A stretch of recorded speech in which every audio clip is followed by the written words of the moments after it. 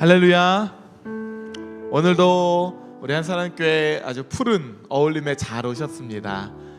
여기 오신 모든 한사랑교회 리더들을 주님의 이름으로 환영하고 축복합니다. 오늘 시작하면서 한 50초 정도 드리려고 했는데 벌써 대화가 끝나셨네요. 그래서 제가 여유로 따로 시간을 안 들어도 되겠다 생각이 듭니다. 자, 오늘 하나님 주시는 찬양으로 우리의 마음을 활짝 열며 오늘 모임을 시작했으면 좋겠는데요. 이제 11월, 10월은 이제 추수의 계절이고 12월을 맞이하면서 우리가 또 하늘을 돌아보는 그 귀한 시간이잖아요. 이 찬양을 통해서 하나님 나에게 주신 은혜가 얼마나 많은지 묵상하는 시간이 되었으면 좋겠습니다. 감사해요 깨닫지 못했었는데 이 찬양으로 오늘 모임을 열어가도록 하겠습니다.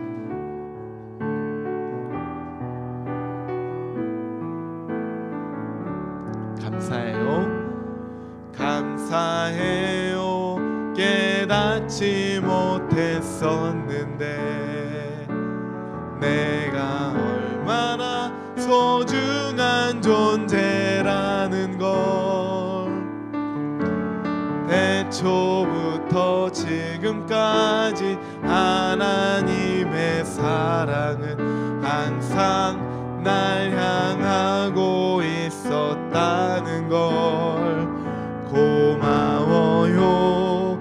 그 사랑을 가르쳐준 당신께 주께서 허락하신 당신께 그리스도의 사랑으로 더욱 섬기며 이제 나도 세상에 전하리라. 당신은 사랑받기 위해 당신은 우리 옆 사람을 좀 축복하면서 찬양할까요? 그리고 그 사랑 전하기 위해 주께서 택하시고 이 땅에 심으셨네. 또 하나의 열매를 이번에 좀 앞뒤로 한 번 더 축복해볼까요? 당신은 사랑받기 위해 아멘. 그리고 그 사랑 전하기 위해 주께서 택하시고 이 땅에 심으셨네. 또한 이번에는 우리 맨 뒤에 있는 우리의 캡틴 담임 목사님을 축복하면서 당신은 사랑받기 위해 그리고 그 사랑 전하기 위해 아멘. 주께서 택하시고 이 땅에 심으셨네. 또 하나의 열매. 우리 마지막으로는 모든 목양부 목사님들과 전도사님들을 향해서 는 사랑받기 위해 그리고 그 사랑 전하기 위해 주께서 택하시며 이 땅에 심으셨네. 또 하나의 열매를 바라시. 우리 옆 사람 향해 축복의 박수를 보내주겠습니다. 할렐루야 아멘. 이 깨닫는다는 게 참 은혜의 고백이에요. 왜냐하면 우리가 하나님께서 주신 숱한 은혜들을 받고서도 그걸 깨닫지 못하고 감사히 받지 못하면 우리는 결국엔 당연히 여길 수밖에 없거든요.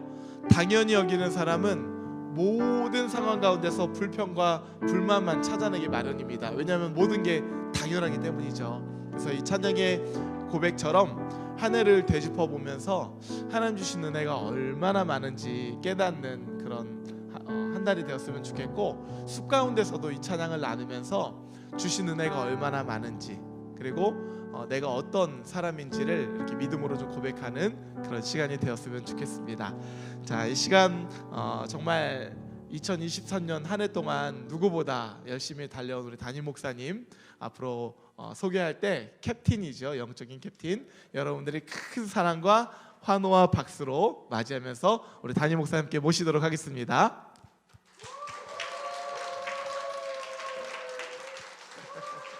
너무 작은가 본데요. 고맙습니다. 반갑습니다. 잘들 지내셨죠? 날씨 추운데 괜찮으신가요?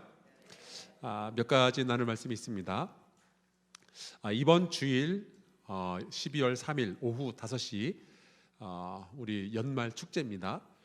당회와 구역회를 하는데 우리 한사랑교회는 앞으로는 식은땀 흐르는 회의가 아니고 축제로 우리가 즐기려고 해요. 왜냐하면 하나님께서 우리 교회에 많은 사람을 보내주시고 리더를 보내주신 거는 이거는 축하할 일이잖아요. 그죠? 기뻐해야 되고 감사해야 되는 일인데 이게 우리한테 스트레스가 되면 안 될 것 같아요. 그래서 이게 당회도 우리가 원래 감리교회에서는 홀리 컨퍼런스라는 표현이 있습니다. 거룩한 회의라는 뜻인데 저는 그게 그렇게 아름답고 거룩하고 즐거운 일이어야 되는데 이게 약간 뭐 이렇게 막 의장 막 이러면서 그건 좀 아닌 것 같아요. 그래서 우리가 당회는 사람들이 세워지는 것에 대한 즐거움을 누리는 축제의 시간이고 구역회는 우리가 1년을 지나오면서 하나님의 사업을 위해서 우리가 했던 여러 가지 일들이 있고 특별히 많은 성도들께서 기꺼이 감사함으로 헌금을 해주셨기 때문에 선교의 일, 다음 세대를 키우는 일, 그리고 죽어가는 사람들을 살리는 일을 얼마나 많이 했는지 몰라요. 이거를 우리가 함께 나누고 같이 즐거워하고 하나님께 감사하고 그러는 게 너무 마땅할 것 같거든요. 이게 이제 우리 감리교회 법상으로 보면은 당회는 우리 한사랑교회 내부의 사람들과 계획에 대한 이야기를 나누는 거고 구역회는 한사랑교회의 재정과 우리 교회와 교단과의 관계에 대한 이야기를 하게 됩니다.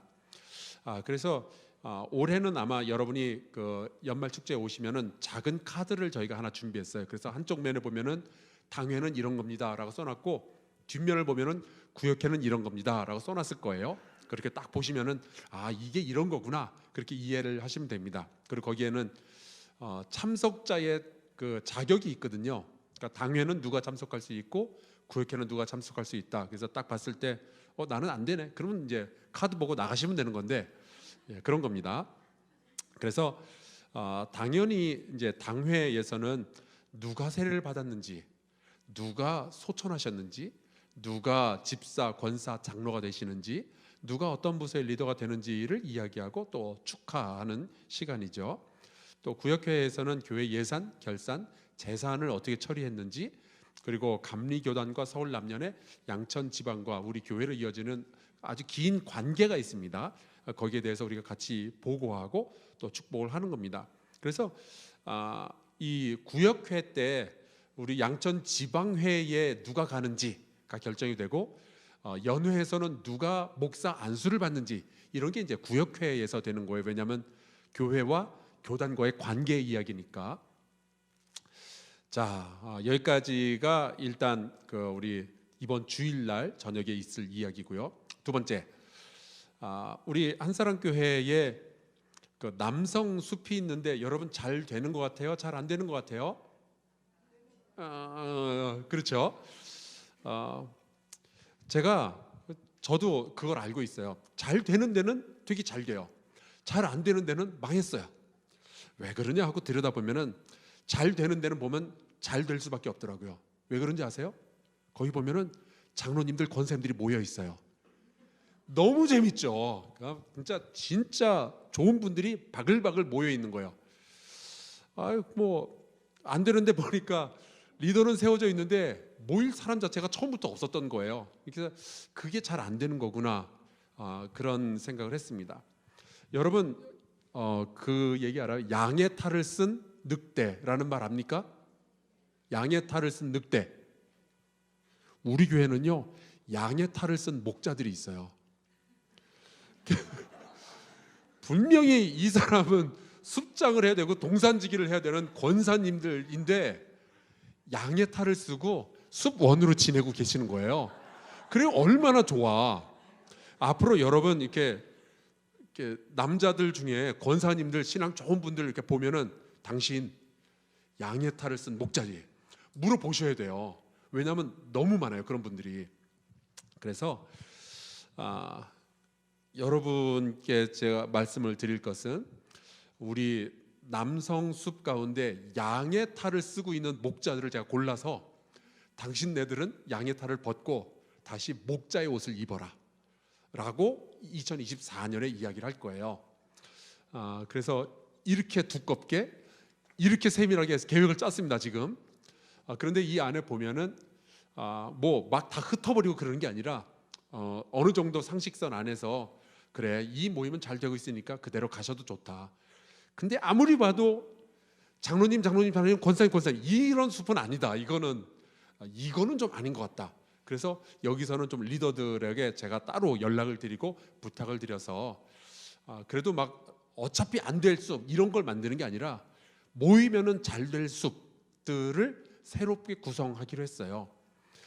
그래서 여러분께서는 이 일을 위해서 기도해 주시고 혹시 내 남편이 새롭게 리더가 됐다 안 돼 여보 그러면 안 돼. 여러분의 남편이 양의 탈을 쓰고 다니는 목자일지도 몰라요. 안 됩니다. 목자에게는 목자의 옷과 지팡이를 쥐어줘야죠. 그러면 양떼들을 누가 키워요? 소는 누가 키우며 양떼는 누가 키웁니까? 다시 한번 말씀드리면은 목사가 설교를 열심히 잘하잖아요. 그러면 성도들이 올 수는 있어요. 근데 소그룹이 안 되면은 성도들은 안 남아 있어요. 다시 떠나가게 되죠. 이제 10년, 20년이 지나고 나면은 한국 교회는 가장 큰 두 개가 성도들이 신앙생활하는 줄기가 될 텐데 하나가 예배, 또 하나가 소그룹이에요. 이 두 개가 무너지면은 교회는 희망이 없습니다. 그런데 우리 교회는 지금 이제 현재 예배 잘 드리고 있는데 소그룹, 특히 남자의 소그룹이 문제가 된단 말이죠. 여러분께서 기억해 주시고 기도해 주시면 좋겠습니다. 지금까지 제가 이거 회의를 하다가 올라왔거든요. 정말 잘 될 수 있을 것 같아요. 여러분께서 관심 가져주시고 당신 왜 양 노릇하고 있어? 너 목자인데. 남편들한테 꼭 얘기를 해주세요. 자, 그리고 내일 저녁 5시에 여기 신정 사거리에 보면은 거기 조그만 공원이 하나 있더라고요. 그 공원 이름이 뭐죠? 아니요, 신트리요. 죄송해요. 신정 사거리에 무슨 공원이 하나 있죠. 장수공원인가? 그런 것 같아요. 예, 잠깐만요. 예, 장수공원인 것 같아요. 네. 신정 내거리역 인근 해누리 분수광장이라고 있어요. 거기에 거대한 크리스마스 트리가 세워지게 됩니다. 여기 구청장님이 또 집사님이시라서 이분이 이렇게 잘 해가지고 왜 연등 행사는 하는데 트리는 안 세워지나요? 그렇게 해서 이제 저희 교회랑 주변에 있는 이제 큰 교회들이 함께 연합을 해서 요번에 세우고 이제 크리스마스 그 절기 내내 이렇게 등이 올라와 있을 것 같아요. 여러분께서 보면서 이렇게 지나가다가 보시면은 저 우리 교회가 헌금해서 한 거다. 뭐 우리 교회가 다 한 건 아니지만 우리가 열심히 계속해서 세상에 빛을 내기 위해서 애를 쓰고 있다는 거 알아주시면 좋겠습니다. 자, 여기까지고요. 이미 여러분께서 소식을 들어서 벌써 이렇게 쫙 퍼지고 있는 것 같은데 우리 김정기 목사님이 개척을 하기로 결단을 내리셨어요. 그래요. 박수할 타이밍입니다. 근데 이제 제가 늘 얘기를 했습니다. 너 다른 데처럼 똑같이 상가에다가 강대상 놓고 뭐 장의자 놓고 그렇게 할 거면 하지 마라. 여지껏 한국에 없었던 교회를 개척해 봤으면 좋겠다 라고 얘기를 했고, 저는 김정기 목사라면 할 수 있을 것 같아요. 그래서 여러분께서 저도 이게 제 저에게 정말 소중한 목사님이었고 다른 목사님들도 다 그렇지만 저랑 10년을 넘게 같이 있었던 분인데 50이 되기 전에 개척을 할 기회를 주는 게 맞는 것 같고 같이 은퇴를 할까 생각을 여러 번 했었지만 그래서 여러분께서 위에서 좀 기도해 주시고 당회 때 어차피 발표가 될 거거든요. 일단 알고만 계시고 막 전화해서 뭐 사임하신다면서요, 뭐 개척하신다면서요, 그런 것보다는 당회 후에 모든 궁금증에 대한 것들을 말씀을 하시면 좋겠습니다. 근데 당회 때 덜컥 말씀을 드리기보다는 리더들은 먼저 좀 알아야 될 것 같아서 오늘 말씀을 드려요. 뭐 아시는 분들은 이미 알고 계시겠지만 정말 저는 기대가 됩니다. 어떤 교회가 만들어질지 기대가 돼요. 자, 우리 박주일 목사님 오늘 말씀을 전해 주실 텐데 박수로 맞이하겠습니다.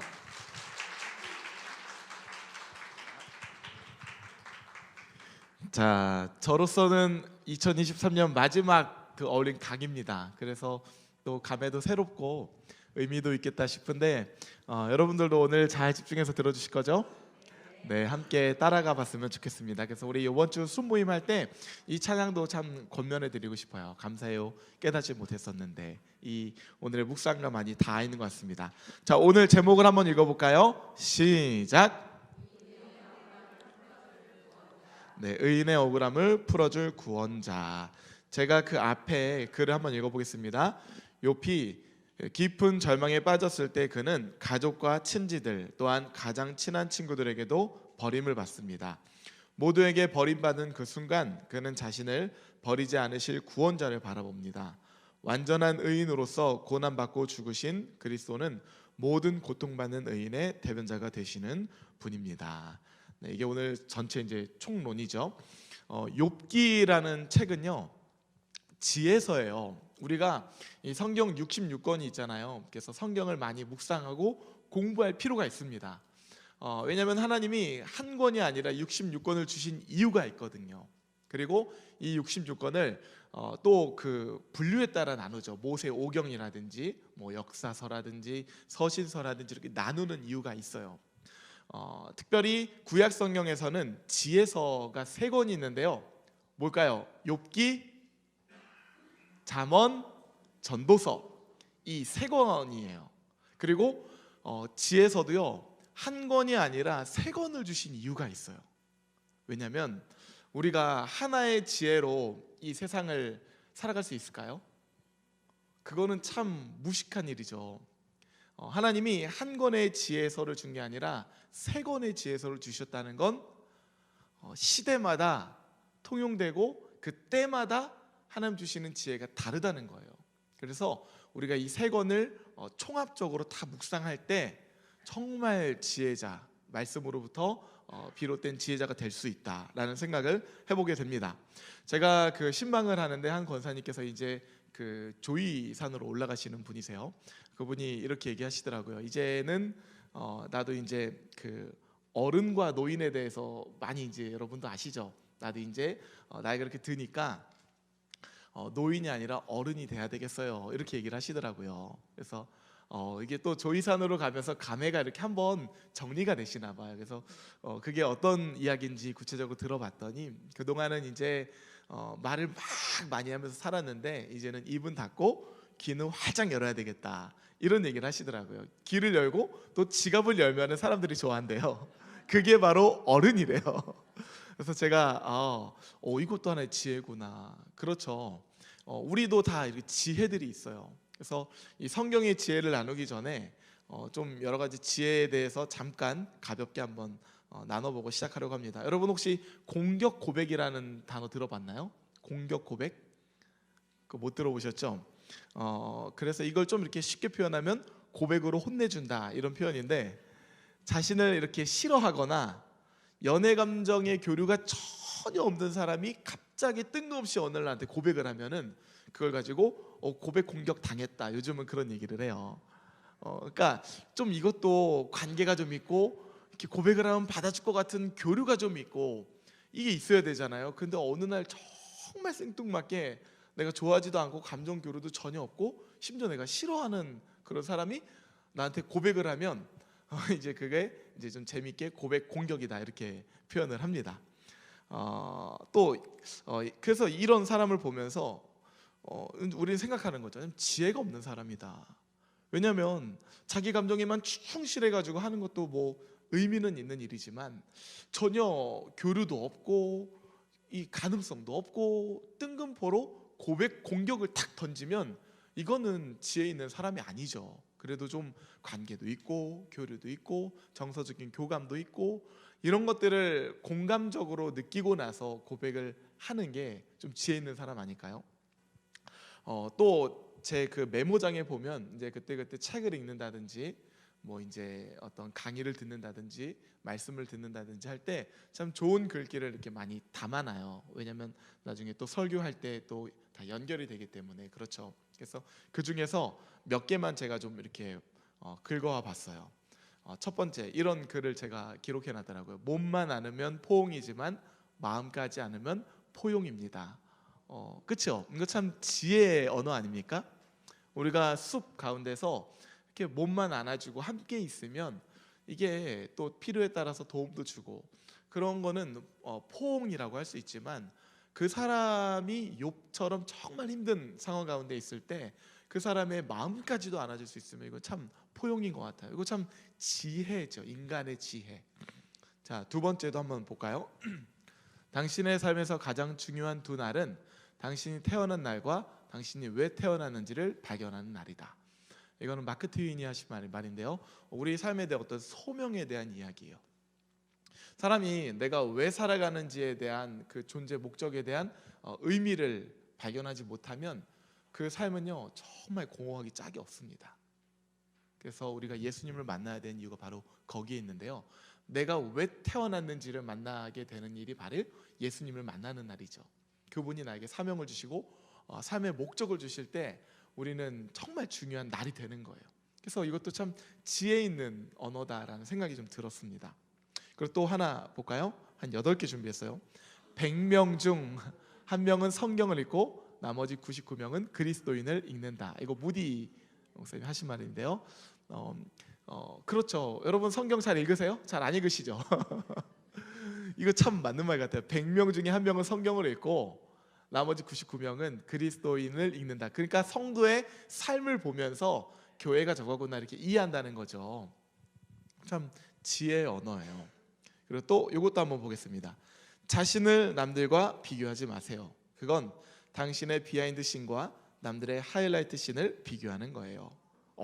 멋있죠? 우리 막 인스타 SNS 보면요 사람들이요 정말 힘든 거 자기 뭐 고충 뭐 쌩얼 이런 거 올리나요? 아니죠. 풀 메이크업에 정말 기념일에 맛집 가가지고 아주 비싼데 한번 가고 막 이런 거 찍는 거 하이라이트 씬을 올리는 거거든요. 근데 사람들은 그 하이라이트 씬을 보면서 자신의 비하인드 씬과 비교를 해요. 참 의미 없는 일이죠. 그래서 SNS의 그런 나락 가운데 절대 빠지지 마세요. 왜냐하면 거기는 그들의 하이라이트 씬이고요. 우리의 삶은 나의 이 모든 내면은 자기 자신밖에 모르잖아요. 그거를 비교한다는 건 말이 안 되는 비교거든요. 그래서 이것도 언젠가 설교 가운데 써먹으려고 합니다. 자, 또 이런 표현도 있어요. 겸손은 디딤돌이 되지만 교만은 걸림돌이 됩니다. 이것도 맞는 말이고요. 그리고 또 이거는 욥기서와 참 맞닿아 있는 것 같아요. 파도는 그냥 치지 않는다. 어떤 파도는 축복이다. 머리로는 이 방식을 이해할 수 없으나 가슴은 안다. 자, 가슴으로부터 나오죠.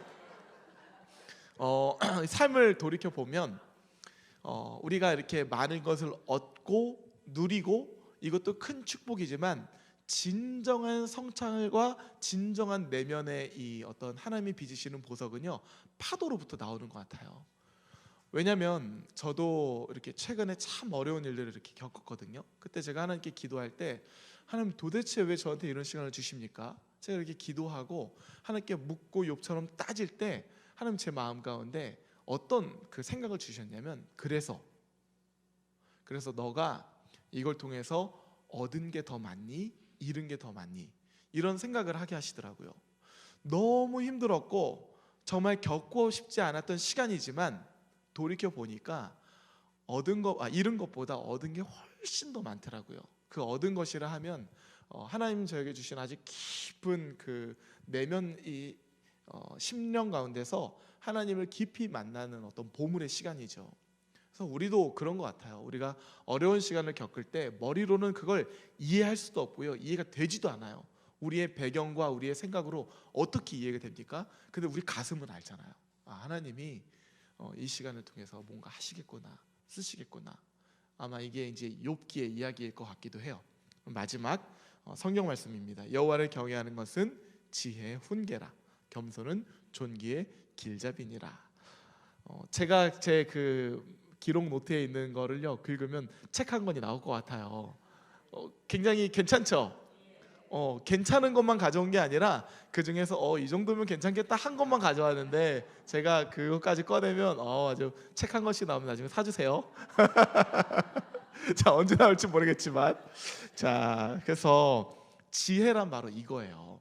그냥 우리의 마음 가운데 머리로 이해되는 게 아니라 우리 마음 가운데 이해되는 언어를 바로 지혜라고 하는 거죠.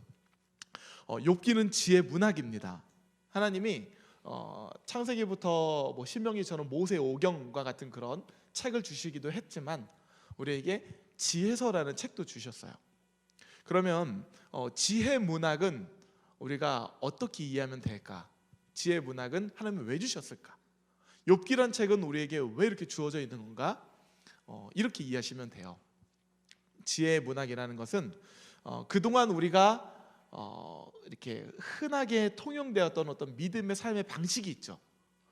예를 들면 선은 승리하고 악은 망한다, 이런 거라든지, 하나님이 반드시 의인들에게는 축복을 주시고 악인들에게는 저주를 멸하실 것이다, 이런 어떤 우리가 흔히 알고 있는 믿음의 방식, 이 방식이 우리 삶 가운데서 이렇게 통용되지 않을 때, 그때 하나님께서 우리에게 주신 또 다른 책이 바로 지혜 문학이에요.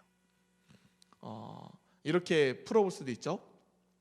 정의가 없다는 말, 이제 그 어디서도 하나님께서 세워놓으신 질서를 찾을 수 없다는 그런 상황 가운데 믿음의 방식들이 다 무너진 것처럼 느껴지는 이 절망의 때에 하나님께서 우리에게 주신 또 다른 책이 바로 지혜 문학이다라고 이해하시면 됩니다. 그래서 여러분 이렇게 신앙생활을 하다 보면 이렇게 말씀대로 좀 안 되는 것처럼 느껴지는 때가 있지 않아요? 옛날 선배들 보면 하나님 열심히 믿으면 물질의 복도 많이 주신다고 하고 하나님 정말 축복을 주신다고 하는데 내 삶을 돌이켜보면 물질의 축복도 없는 것 같고, 그리고 가정의 축복도 없는 것 같고, 이렇게 헤매이게 되는 때가 있죠. 이런 때 가운데서 우리가 찾게 될 문학이 바로 지혜 문학인 거예요. 욥기와 같은 책이죠. 잠언, 전도서 같은 책이에요. 그동안 우리 믿음의 1세대들이 팽창되는 그런 사회를 살았죠. 그때는 교회도요 그냥 상가에다가 세우기만 하면 막 성도들이 막 몰려왔대요. 근데 요즘은요 수축 사회가 됐어요. 이제는 대형 교회 아니고서는 참 정말 어려운 시대가 됐어요. 대형 교회도 계속해서 성도가 추세가 줄고 있죠. 우리 기독교 대한감리회만 봐도요 그 통계만 봐도 계속해서 떨어지고 있어요. 그러니까 이렇게 팽창되고 부흥하는 시대가 있고 또 수축하고 때로는 절망하는 시대가 있는 거죠. 그런데 이 시대 가운데 그 시대의 사람들의 어떤 지혜를 가지고 우리가 산다면, 그 시대의 어른들의 믿음을 가지고 산다면 이거는요 마음 가운데 자괴감이 오는 거예요. 그래서 이 시대의 청년들이 새로운 어떤 이 시대에 그들에 맞는 섬김과 믿음과 지혜가 필요하다, 이렇게 이야기를 하는 거죠. 세 권이 있다고 했습니다. 잠언, 욥기, 전도서. 잠언의 시대를 여러분들이 잠언을 읽어보면 어떤 언어들이 많냐면 확신에 찬 언어들이 많아요. 그래서 잠언을 우리가 확신의 책이다라고 이야기할 수 있어요. 잠언과 확신. 그러니까 선이 악을 충분히 이기고도 남는다는 확신으로 선을 선택할 것을 아주 자신감 있게 권하는 책이 바로 잠언이에요. 반면에 욥기는요 잠언과 확신이라고 했잖아요. 욥기는 어떤 단어로 부냐면 욥기와 의심이에요. 욥기와 의심. 그래서 욥기를 읽어보면 욥은 이렇게 말해요. 꼭 그렇지만은 않다고 주장하면서 때로는 악이 선을 정복하기도 한다, 이런 메시지를 담고 있는 책이 바로 욥기예요. 전도서는요 절망입니다. 시작부터 헛되고 헛되다 그렇죠? 헛되고 헛되다 계속 나와요. 헛되다라는 단어가 얼마나 나와요? 그런데 전도서는 그렇게 끝나지 않고 전도서에게 뭘 붙일 수 있냐면 전도서와 확신의 수능이란 단어가 붙어요. 전도서는 이미 악이 팽배해 있고 그러니까 다 헛되다고 말하는 거예요. 자기가 사는 시대는 악이 팽배해 있고 선은 눈을 씻고 찾아보아도 보이지 않는 그런 세상을 말하고 있습니다. 그럼에도 불구하고 그 가운데서 순응하며 선이 무엇인지를 찾아야 한다고 말하는 게 전도서예요. 그러니까 헛되다고 해서 허무주의로 끝나는 것이 아니라 그걸 그대로 받아들일 줄 알면서 지혜죠. 바로 그게 바짝 누워가지고 바람이 불면 바짝 누워서 그 가운데 누운 상태에서 어떤 선이 있나 바닥 가운데서 찾아보는 게 전도서의 책이에요. 그러니까 우리가 이 세 권을 다 읽어야 되는 이유가 있습니다. 우리 삶이 칼로 무자르듯이 그렇게 깔끔하지가 않거든요. 때로는 똑같은 일을 당해도 나에게는 A라는 공식으로 이 답이 해결이 되었지만 저 사람은 가정의 환경과 상황과 성품과 기질과 자녀와 다 다른데 그걸 어떻게 똑같이 대입하겠습니까? 그래서 지혜 문학 이 세 권을 우리가 함께 읽을 때 하나님이요 우리의 믿음을 정말 풍성하게 하실 거예요. 할렐루야. 그래서 말씀을 읽어야 됩니까? 안 읽어야 됩니까? 읽어야 되죠. 그래서 특별히 말씀을 읽어야 되겠다 결단하시는 분에게 제가 한번 따라 볼까요? 성경이 읽어지네. 강의를 적극 권면합니다. 여기 지금 강사님들도 있으시고 우리 한사랑교회만큼 정말 이렇게 평신도 리더십과 말씀이 살아 움직이는 교회가 많지가 않아요. 내년 이제 봄학기에도 찾아갈 테니까 여러분 등록하시기 바랍니다. 구독과 좋아요는 사랑이죠. 성경이 읽어지네 눌러주세요. 자, 이런 배경에서 오늘 그냥 딱 훑으면 그냥 끝나요. 이런 배경에서 훑으면 끝납니다. 자, 1번 보겠습니다. 욥이 자신을 정죄하는 친구들을 책망합니다. 그러면서 방가로 1번 볼까요? 욥은 자신을 정죄하는 친구들을 뭐라고 책망합니까? 여러분들이 2절 3절 한번 읽어보겠습니다. 시작.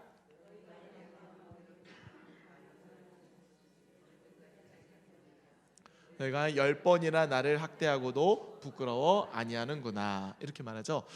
너희가 내 마음을 괴롭히며 말로 나를 짓부수기를 어느 때까지 하겠느냐. 너희가 10번이나 나를 학대하고도 부끄러워 아니하는구나. 이게 사실은요 욥이 잘났다는 건 아닙니다.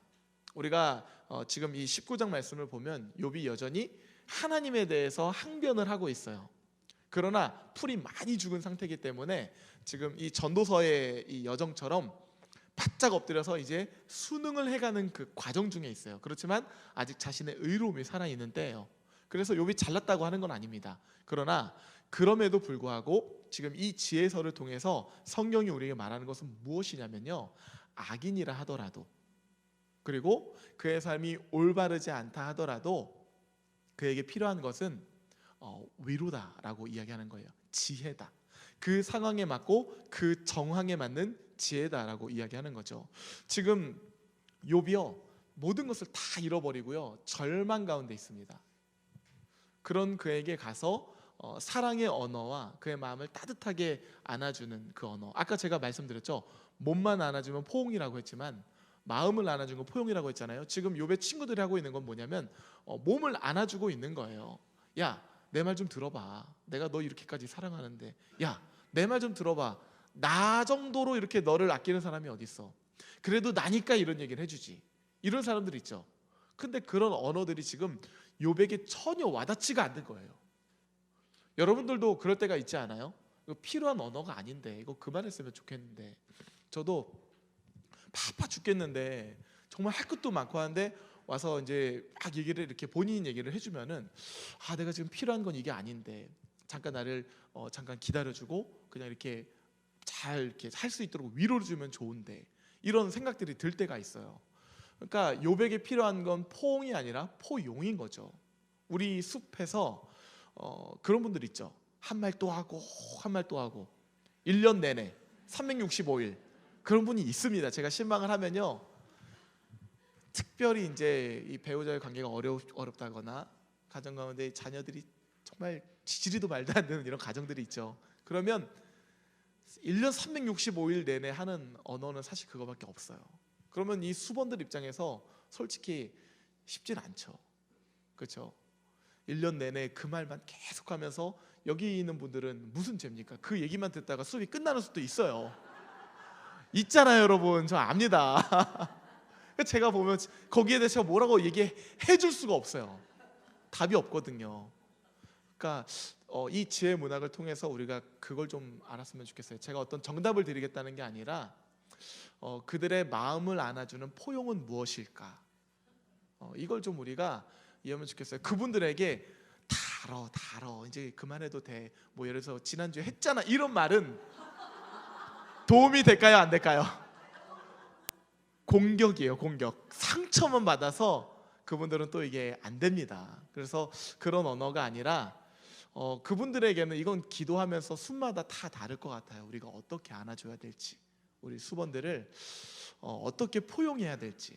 그래서 이 지혜 문학 욥을 통해서 하나님이 그런 사람들에게 필요한 것은 몸을 안아주는 게 아니라 야 그래도 우리 정도니까 이렇게 해주는 거야 이런 게 아니라 그들의 마음을 안아줄 수 있는 기도와 사랑과 섬세함이 무엇인지를 우리에게 한번 이렇게 발견해 보라고 이 말씀을 우리에게 주시는 거죠.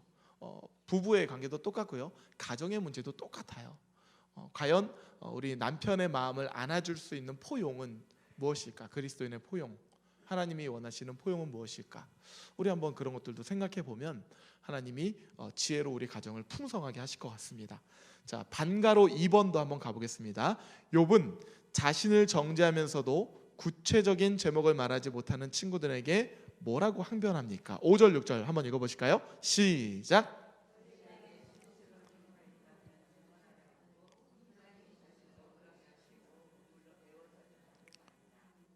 하나님이 나를 억울하게 하시고 자기 그물로 나를 에워싸신 줄을 알아야 할지니라. 자신에게 수치스러운 증언이 있으면 그렇게 추상적으로 말하지 말고 딱 지목해서 말하라고 하고요. 하나님이 자신을 억울하게 하고 지금 에워쌌다고 말하고 있습니다. 그러니까 이걸 통해서 알 수 있는 건 욥의 친구들을 지금 추정을 하는 거예요. 성경에서 그 남자와 여자가 한 몸을 이룬다라고 할 때 이걸 히브리어로 야다라고 하거든요. 여러분 부부의 일을 다른 사람에게 설명을 할 수 있습니까? 저는 할 수 없다고 봐요. 할 수 있는 부분도 있겠죠. 그런데 못합니다. 온전히 못해요. 왜냐하면 이 모든 정황과 상황 한 몸을 이룬 부부의 이야기를 다른 사람한테 해도요 그 사람들이 이해할 수도 없고요. 왜냐하면 가정의 상황이 다 다르고 성품이 다르고 이 연합의 그 어떤 화학적인 수많은 연합들이 있는데 이걸 어떻게 이해합니까? 이거 온전히 이해 못해요. 그렇죠? 지금 욥의 친구들이 욥을 추정을 하는 거는 지금 자신의 경험에 의해서 추정해 보는 거예요. 진단을 해보는 거예요. 너네 가정을 우리 가정에 비추어서 너의 성격을 내 성격에 비추어서 지금 추정을 하면서 욥을 지금 공격하고 있는 거예요. 포옹이라고 하지만 공격하고 있는 거예요. 그러니 욥이 얼마나 답답했으면 정말 나를 그렇게 비난할 거면 그렇게 추정하지 말고 한번 구체적으로 너희들이 한번 지목해서 얘기해봐라. 이렇게 그들이 항변을 하죠. 그러면서 이거는 하나님과 나와의 일이다 라고 이야기합니다. 자, 반가로 3번 더 갑니다. 재앙을 당한 욥이 사람들과의 관계에서 얻은 고통은 무엇입니까? 13절 같이 읽겠습니다. 시작. 나의 형제들이 나를 멀리 떠나게 하시니 나를 아는 모든 사람이 내게 낯선 사람이 되었구나. 욥이 이렇게 말하는 거예요. 모든 사람이 자신에게 낯선 사람이 되었다. 우리가 흔히 이렇게 뭐 결혼식이나 장례식이나 큰 일을 치르면 이제 사람들이 이렇게 나뉜다고 하잖아요. 그렇죠? 욥이 아마 그런 것 같아요. 지금 자신이 정말 거부였고요. 그 시대에 의롭다는 의인이었고요. 정말 이 땅에서 누구보다 그 아주 깊은 유지였어요. 그런데 그를 찾아온 수많은 친구들, 그를 존경하던 종들, 그의 수많은 친족들, 그가 이런 고통을 당하게 되니 다 하나둘 이렇게 떠나게 돼요. 그러니 얼마나 그가 공허했겠습니까? 욥이요 지금 낯선 사람이 되었다고 이야기를 하는 거예요. 여러분들도 그런 경험이 있죠. 이렇게 내 주위에 많은 사람이 있는 것 같고 이 정도면 내가 잘 살았다라고 하지만 우리는요 그 궁극적인 그 때에 하나님 앞에서 단독자로 서게 될 때가 있어요. 우리 부부의 이야기를 이야기할 수도 있지만 누구에게 이야기하지 못하는 어떤 나만의 이런 아주 단독자로 서야 될 때가 있다고요. 자녀의 이야기, 건강의 이야기, 내 내면의 어떤 이야기, 이 가운데 사람들과 이야기해서 해결되는 게 있지만 해결하지 못하는 이 단독자의 이야기가 있다고요. 지금 욥이 그 가운데서 참 외롭고 공허함을 느끼는 거예요. 이때 너희들이라도 내 이 대속자가 되어주고 너희들이라도 나의 어떤 친구가 되어주면 너무너무 좋겠다라고 이야기하고 있는 거죠. 그래서 우리가 참 숲이 너무 중요해요. 숲은요 때로는 우리가 이제 이 시대 가장 기본적인 구성원이 공동체가 가정이라고 하잖아요. 근데 제가 요즘 가정을 보니까 꼭 그렇지만도 않은 것 같아요. 이 가정에서 존중받지 못하고 공감받지 못하고 오히려 가정이 이렇게 깨지는 시대가 되었죠. 그 가운데 하나님이 믿음으로 해결되지 않을 때 주신 게 지혜라고 했잖아요. 이 가정에서 그 존중받고 보호받지 못하는 사람이 어디서 보호받을 수 있을까 생각할 때 이게 교회 공동체구나. 그 가운데서도 영적인 가족 바로 숲이 아닌가라는 생각을 해보게 됩니다.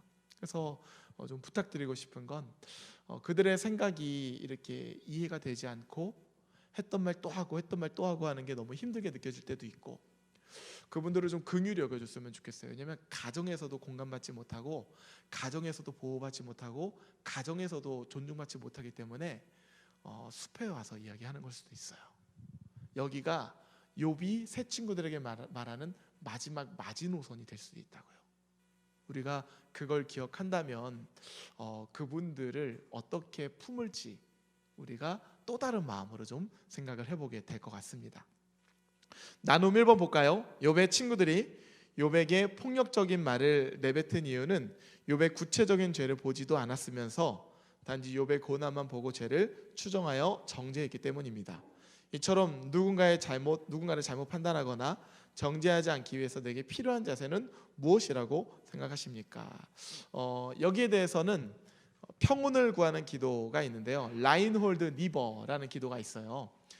라인홀드 니버라는 신학자가 평온을 구하는 기도라는 그 기도문을 썼는데 이게 저에게 너무 중요한 기도예요. 그래서 제가 늘 기도합니다.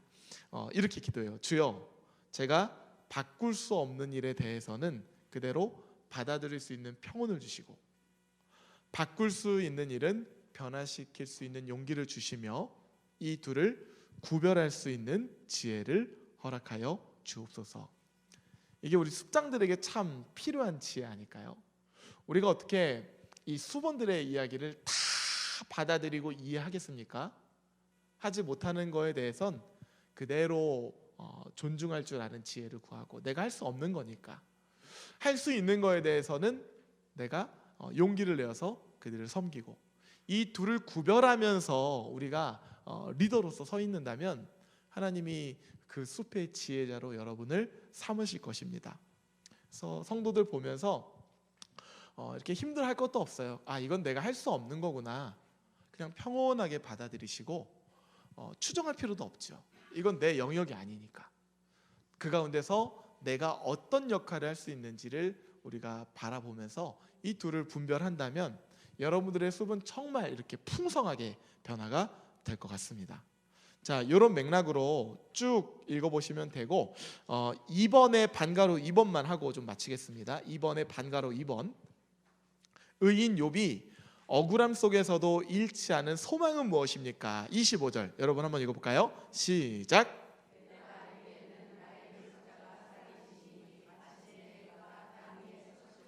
아멘. 여기서 대속자라는 개념이 너무 중요해요.